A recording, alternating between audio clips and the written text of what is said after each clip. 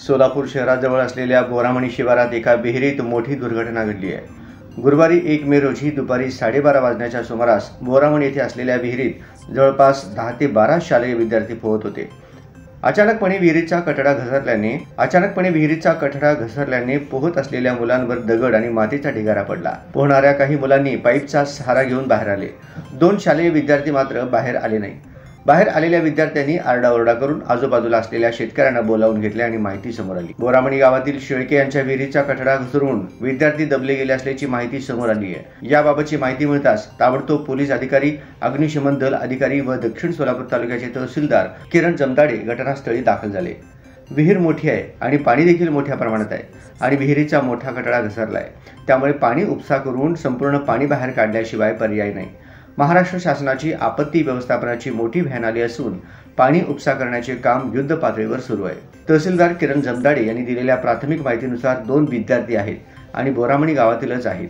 एक विद्यार्थी 7वी आणि एक विद्यार्थी 9वी मधील आहे। सर, बोरामणी गावात दुर्दैवी घटना घडलेली आहे। मुलं पोहण्यासाठी आली होती आणि विहीर ढासळली। काय नेमकी घटना घडल्यानंतर प्रशासन कशा पद्धतीने काम करतं? दक्षिण सोलापूर तालुक्यातील मौजे बोरामणी येथील शाळांना सुट्टी लागल्यामुळे शाळकरी मुले शेळके यांच्या गटात शेतात असलेल्या विहिरीमध्ये पोहायला आली होती। ही सदर विहीर आहे ती जुनी साधारणपणे 40 वर्षापूर्वी दगड आणि चुना यांनी बांधकाम केलेली विहीर होती आणि सदर जमिनीचा प्रकार पाहिला असता तिथं धर नाही, त्यामुळे पोहताना हा दुर्दैवी प्रकार घडला आणि ती विहिरीचे दगड ढासळले आणि पोहत असलेली काही मुले पाईपला धरून बाजूला झाली। तेथील शेतकऱ्यांनी त्यांना बाजूला केलं, त्यात दुर्दैवाने 2 मुलं त्याखाली अडकल्याची शक्यता आहे।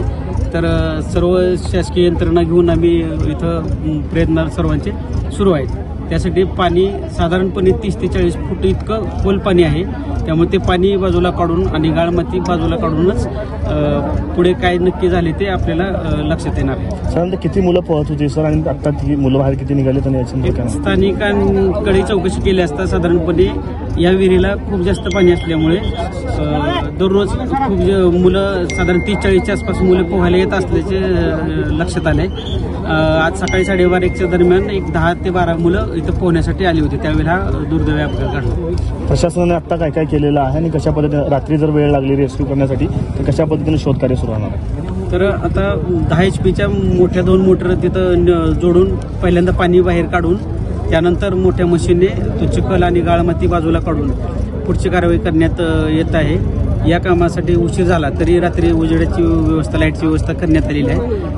शोधकार्य सुरू राहील। तर अपघात झालेला आहे, आपत्ती व्यवस्थापनासंदर्भात काही वेगवेगळे नियम आहेत का, रूल्स आहेत का, पैसे त्यांना मिळवून देण्यासाठी, आपत्कालीन निधी मिळवून देण्यासाठी त्या संदर्भात प्रशासन काही पुढे काम करेल का? तर सगळ्यात पहिल्यांदा आपलं प्रशासनाचं ध्येय हे आहे की यातून ही झालेल्या घटनेतून त्या सर्व मुलांना बाहेर काढणं आणि पुढील कारवाई करणं आणि मदतीविषयक कारवाईसाठी अहवाल वरिष्ठाकडे सादर। Thank you so much sir. Thank you. आज बोरामणी गावात 12:30 वाजताच्या सुमारास दत्ता शेळके यांच्या शेतातील विहिरीचा काही भाग कोसळून त्यामध्ये पोहणारी एकूण 5 मुलं होती। त्यापैकी 2 मुलं माती कोसळल्यामुळे त्यामध्ये अडकलेले आहेत। 3 मुलं सुखरूप बाहेर निघालेले आहेत। सदर ठिकाणी पोलीस प्रशासन तसेच दक्षिण तहसील प्रशासन, आपत्ती व्यवस्थापन तसेच स्थानिक लोकांच्या मदतीने आम्ही हे मुलं बाहेर काढण्याचं काम चालू आहे। सदर ठिकाणी शांतता आहे, काम वेगाने सुरुवात आहे। किती वेळ लागला अंदाजे? पाणी खूप असल्यामुळं जरा वेळ लागतोय, पण युद्ध पातळीवर काम चालू आहे। तर काय प्रयत्न केले आतापर्यंत मुलांना रेस्क्यू करण्यासाठी? मुलांना रेस्क्यू करण्यासाठी आम्ही आता जवळपास 5 ते 6 5 HP 10 HP मोटर्स लावून पाणी काढत आहे। तसेच JCPच्या मदतीने पण माती बाजूला घेण्याचं काम चालू आहे। Okay, thank you.